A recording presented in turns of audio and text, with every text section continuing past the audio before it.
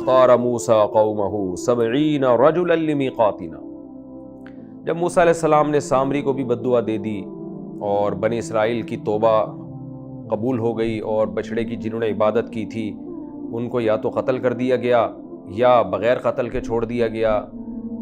یعنی حالات جب معمول پہ آ گئے تو اب بنی اسرائیل کو حکم دیا گیا بھائی اب تم یہ جو تورات ہے اس پر عمل کرو. اب ظاہر ہے اس تورات میں احکام تھے مشکل اور بنی اسرائیل کی نالائقیاں مشہور تھیں، تو کچھ نہ کچھ تو مشکل حکام ضرور تھے، یعنی سارے حکام مشکل نہیں ہوتے لیکن کچھ حکام تو ایسے ہوتے ہیں جو ان کے کلچر کے اور ان کی روایات کے اگینسٹ جا رہے تھے، ان کی خواہشات کے اگینسٹ. تو ان میں سے بعض لوگوں نے یہ کہنا شروع کر دیا کہ اے موسیٰ آپ اللہ سے تورات لے کر آئے ہو، اس کی کیا دلیل ہے کہ یہ واقعی اللہ نے دی ہے؟ ایسا تو نہیں ہے کہ آپ نے ہمیں سیدھے راستہ دکھانے کے لیے اپنی طرف سے اللہ کی طرف کچھ منسوب کر دیا ہو. نہیں، بڑی نالائقی کی بات کی انہوں نے. اب موسیٰ علیہ السلام پریشان ہو گئے کہ یہ میری قوم کیسی بات کر رہی ہے. خیر جی، اللہ سے پوچھا، اللہ نے بتایا کہ ان نالائقوں کی تسلی کے لیے آپ یہ کریں کہ ان میں سے کچھ لوگوں کو گواہ بنا کے لے جائیں. لوگوں نے ہی کہا کہ ہمارے اندر سے کچھ لوگ جائیں گے کوہ طور پر اور وہ اللہ کا کلام براہ راست سنیں گے کہ اللہ انہیں یہ بتائے گا کہ واقعی میں نے یہ تورات موسیٰ علیہ السلام کو دی ہے، تاکہ ان کا کوئی اطمینان ہو جائے. تو حضرت موسیٰ نے قوم کی یہ پیشکش مان لی اور اللہ نے بھی پرمیشن دے دی آپ کو. تو حضرت موسیٰ علیہ السلام نے سلیکٹڈ 70 لوگ قوم سے منتخب کیے. وہ بڑے بڑے لوگ تھے جن کی بات قوم سنتی تھی، تاکہ یہ آ کے گواہی دیں گے تو قوم جو ہے وہ یقین کر لے گی. وَاخْتَارَ مُوسَىٰ قَوْمَهُ 70 رَجُلًا لِمِيقَاتِنَا. حضرت موسیٰ علیہ السلام نے اپنی قوم میں سے ہمارے وقت مقرر کے لیے، اللہ نے حضرت موسیٰ کو بتایا تھا کوہ طور پہ آنا فلاں وقت میں، تو اس وقت کے لیے موسیٰ علیہ السلام نے 70 آدمی منتخب کیے. اب یہاں قرآن میں واقعہ درمیان میں حذف ہے، دوسرے مقام پہ اس کی تفصیل ہے کہ وہ 70 آدمی جب گئے، اللہ موسیٰ علیہ السلام سے ہم کلام ہوئے، ان کو بتایا میں نے آپ کو تورات دی ہے. ان 70 لوگوں نے یہ بات سنی تو پھر یہ کلام سنا تو 70 کے 70 کمبخت کہنے لگے لن نؤمن لک حتی نری اللہ جہرتن. اے موسیٰ یہ جو ندا آ رہی ہے، آواز آ رہی ہے، اس کی کیا دلیل ہے کہ یہ اللہ کی آواز ہے، یہ اللہ کہہ رہا ہے. لہذا ہم اس وقت تک ایمان نہیں لے کر آئیں گے جب تک اپنی آنکھوں سے اللہ کو نہ دیکھ لیں. دیکھیں جس نے ایمان لانا ہوتا ہے نا اس کے لیے ایک معجزہ بھی کافی ہوتا ہے. یعنی ان واقعات سے ہمیں یہ سبق ملتا ہے کہ جس نے نہیں لانا ہوتا اس کو تو آپ جتنے دلائل دکھاتے چلے جائیں گے وہ اس کو اطمینان نہیں ہوگا. تو جن کی طبیعت میں ہی مرض ہے، جیسے کہ قرآن کہتا ہے فی قلوبہم مرض، نفاق کا مرض ہے، شک کا مرض ہے، وہ کبھی بھی ایمان نہیں لے کر آتے.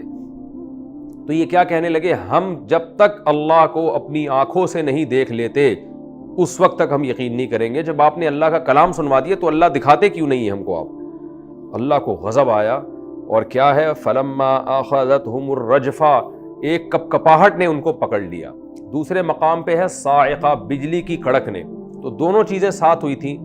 بجلی بھی کڑکی تھی اور یعنی جو بھی آسمانی آفت آ سکتی تھی ان کے اوپر آئی. بجلی بھی کڑکی، زلزلہ بھی آیا جس سے یہ ہلاک ہو گئے.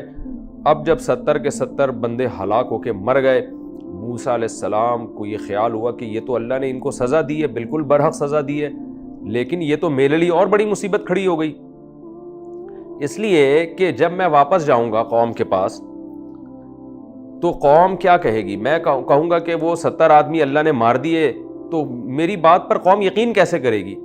جو قوم میری تورات میں شک کر رہی ہے وہ اس بات پہ کیسے یقین کرے گی یہ گواہ مر گئے؟ تو یہ تو اور میرے لیے ہلاکت کا ذریعہ بن گئی یہ چیز. اس لیے موسیٰ علیہ السلام یعنی وہ ظاہر ہے جب وہ واپس جائیں گے اور قوم کہے گی کہ بھئی وہ گواہ کہاں ہیں جنہوں نے آپ کو دیکھا ہے تورات دیتے ہوئے، اللہ کو دیکھا ہے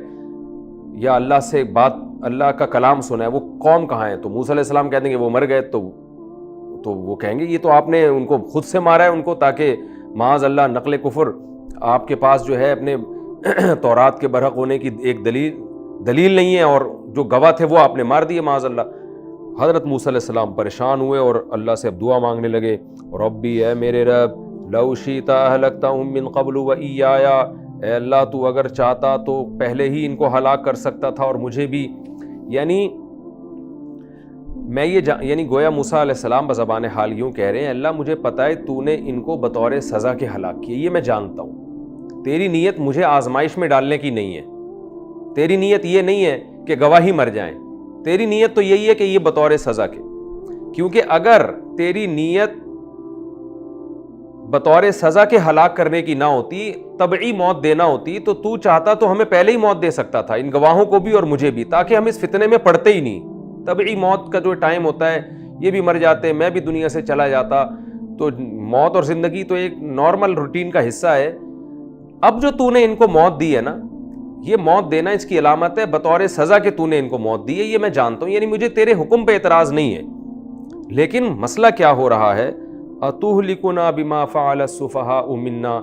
اے اللہ تیری حکمت اپنی جگہ درست ہے، سزا کے طور پہ تو ان کو موت دے رہا ہے،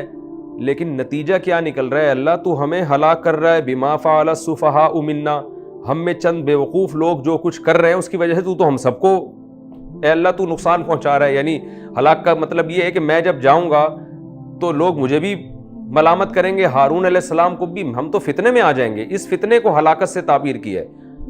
ہم تو اپنی پوری قوم کی مخالفت سوائے چند لوگوں کے، قوم میں زیادہ تر تو نالائق لوگ ہیں، یہ تو میں ہلاک ہو رہا ہوں، تو یہ ہلاک نہیں ہو رہے، یعنی تو گویا ان بے وقوفوں کو ایسی سزا دے رہا ہے جس میں مر یہ رہے ہیں لیکن معنوی طور پر ہلاکت میری ہو رہی ہے۔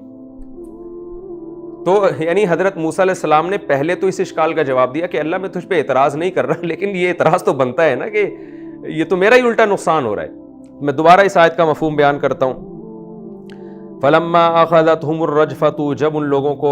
زلزلے نے پکڑ لیا اور وہ 70 کے 70 ہلاک ہو گئے، تو موسیٰ علیہ السلام کہنے لگے ربی لو شئت اہلکتہم من قبل وایایا، اے اللہ تو چاہتا تو مجھے بھی اور ان کو بھی پہلے ہی ہلاک کر دیتا۔ یعنی یہ مختصر کلام ہے لیکن اس کے اندر بہت سے جملے محذوف ہیں، یعنی تو چاہتا تو ہمیں پہلے ہی ہلاک کر دیتا، جو کہ ایک طبعی موت ہوتی، تو وہ موت بطور سزا کے نہیں ہوتی، لیکن تو نے ہمیں پہلے ہلاک نہیں کیا، اب تو ان کو ہلاک کر رہا ہے، یہ اس کی علامت ہے تو نے بطور سزا کے ہلاک کیا ہے، تو تیرا یہ عمل بالکل درست ہے، مجھے اس پر اعتراض نہیں ہے، لیکن رزلٹ کیا نکل رہا ہے؟ اتہلکنا بما فعل السفہاء منا، تیری حکمت اپنی جگہ، تو نے ظلم نہیں کیا، لیکن اس کا جو رزلٹ آ رہا ہے وہ یہ آ رہا ہے کہ اللہ تو ہمیں ہلاک کر رہا ہے حقیقت میں، یعنی نتیجے کے لحاظ سے تو چند بے وقوفوں کی غلطی کی وجہ سے یہ ہلاک نہیں ہو رہے، میں ہلاک ہو رہا ہوں، ہم ہلاک ہو رہے ہیں، ایمان والے ہلاک ہو رہے ہیں، میں اور ہارون ہلاک ہو رہے ہیں۔ تو پھر آگے موسیٰ علیہ السلام کہنے لگے، یعنی واضح طور پہ اللہ سے ریکویسٹ بھی نہیں کر رہے ہیں نا، ڈر بھی رہے ہیں اللہ تعالیٰ سے کہ اللہ کہے گا اے موسیٰ تو میرے حکم پہ اعتراض کرتا ہے، اس لیے گول مول بات کر رہے ہیں حضرت موسیٰ علیہ السلام، کھل کے بات نہیں کر رہے۔ پھر کہہ رہے ہیں ان ہی الا فتنتک، اللہ یہ تیری آزمائش ہے اور ہم سب کے لیے آزمائش ہے، تو نے جو کچھ کیا ہے یہ تیری آزمائش ہے، تضل بہا من تشاء، اس آزمائش کے ذریعے تو جس کو چاہے گا گمراہ کرے گا، یعنی اور بہت سے لوگ گمراہ ہو سکتے ہیں اب کہ بھئی گواہی مر گئے، وتہدی من تشاء، اور جس کو چاہے گا تو سیدھے راستے پہ چلا لے گا۔ بہت سے لوگ ہوں گے جو اس فتنے کے بعد میری بات پر اور یقین کر لیں گے کہ موسیٰ جو کہہ رہے ہیں کہ 70 گواہ مر گئے، تو یقیناً ان گواہوں کی نالائقی تھی جس کی وجہ سے وہ مرے ہیں، تو اللہ یہ آزمائش تو ہے، اس میں کچھ لوگ تو سیدھے راستے پہ چلیں گے اور کچھ لوگ اس کی وجہ سے گمراہ ہو جائیں گے، تو اب تیری مرضی تو نے کیا کرنا ہے، یعنی میں نے تو اپنا پیغام ہے اللہ تجھ تک گول مول طریقے سے پہنچا دیا، کہ یعنی گویا موسیٰ علیہ السلام صاف طور پہ یہ کہنا چاہ رہے ہیں کہ یعنی ہلاک ہم ہی ہو رہے ہیں اللہ، نتیجے کے طور پہ نا جو رزلٹ نکل رہا ہے اللہ وہ یہی نکل رہا ہے کہ ہماری خیر نہیں ہے اب، انت ولینا، لیکن تو ہمارا دوست ہے، فاغفر لنا، ہماری مغفرت کر دے، ورحمنا، ہم پہ رحم کر، وانت خیر الغافرین، اور تو زبردست مغفرت کرنے والا ہے۔ تو اس میں اشارہ ہے کہ شاید ان 70 کے لیے بھی مغفرت کی دعا مانگ رہے ہیں کہ جو انہوں نے جرم کیا تو اللہ سب کی مغفرت کر دے، لیکن صراحتاً نہیں کہہ رہے کیونکہ ڈر بھی رہے ہیں کہ اللہ کا عذاب میرے اوپر نہ آ جائے، کہ اللہ کہے گا ان نالائقوں کے لیے مغفرت کی دعا مانگ رہے ہو، تو گول مول طریقے سے موسیٰ علیہ السلام جو ہے نا ایک اصول اور ضابطوں کی بات کر رہے ہیں۔ وہ کیا کہہ رہے ہیں؟ تو ہمارا دوست ہے، فاغفر لنا، تو ہم سب کی مغفرت کر دے، وارحمنا، ہم سب پر رحم کر، تو سب سے بہتر مغفرت کرنے والا ہے۔ تو پھر قرآن میں دوسرے مقام پہ آتا ہے اللہ نے ثم بعثناکم من بعد موتکم، کہ اللہ کہتے ہیں بنی اسرائیل کو ہم نے تمہیں پھر زندہ کر دیا تاکہ یہ جا کے گواہی دے سکیں کہ ہم نے واقعی کلام سنا ہے اللہ تعالیٰ کا، دوسرے مقام پر ہے۔ پھر آگے موسیٰ علیہ السلام مزید دعا مانگ رہے ہیں، وَاکْتُبْ لَنَا فِي هَذِهِ الدُّنْيَا حَسَنَةً، اے اللہ اس دنیا میں ہمارے لیے اچھائی لکھ دے، اچھی زندگی لکھ دے، پاکیزہ زندگی لکھ دے، وَفِي الْآخِرَةِ اور آخرت میں بھی، اِنَّا هُدْنَا إِلَيْكَ، ہادہ یہاں ہودنا تھا اصل میں، اس کا معنی ہوتا ہے کسی کی طرف مائل ہونا،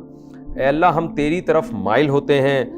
قال عذابی، جب موسیٰ علیہ السلام نے یہ دعا مانگی ہے تو اللہ نے فرمایا عذابی اصیب بہ من اشاء، میرا عذاب اس کو پہنچے گا جس کو میں چاہتا ہوں، جیسے کہ میں نے ان کو عذاب دے دیا تو جس کو میں چاہوں گا عذاب پہنچے گا۔ ورحمتی وسعت کل شیء، لیکن قاعدہ میرا یہ ہے کہ میری رحمت ہر چیز کو گھیرے ہوئے، یعنی ہر چیز پر غالب ہے۔ یعنی اللہ نے ایک اپنا اصول بیان کر دیا کہ میں ٹھیک ہے عذاب دیتا ہوں جب چاہتا ہوں بندوں کو، اس کے کچھ اصول ہیں، ضابطے ہیں، لیکن رحمت میری ہمیشہ میرے غضب پہ غالب رہے گی، جیسے کہ اس موقع پر بھی آپ کی دعا قبول ہوگی اور ان کو میں زندہ کر دوں گا۔ تو رحمت کا اصول یہ ہے کہ وہ جب کسی بندے پر ہوتی ہے تو اس کے لیے اس بندے کا رحمت کا مستحق ہونا ضروری نہیں ہے، وہ رحمت کا مستحق نہیں بھی ہو تو میں کر دیتا ہوں، لیکن عذاب میں بغیر وجہ کے نہیں دیتا۔ تو ان 70 لوگوں کو جو میں نے عذاب دیا ہے وہ بغیر وجہ کے نہیں،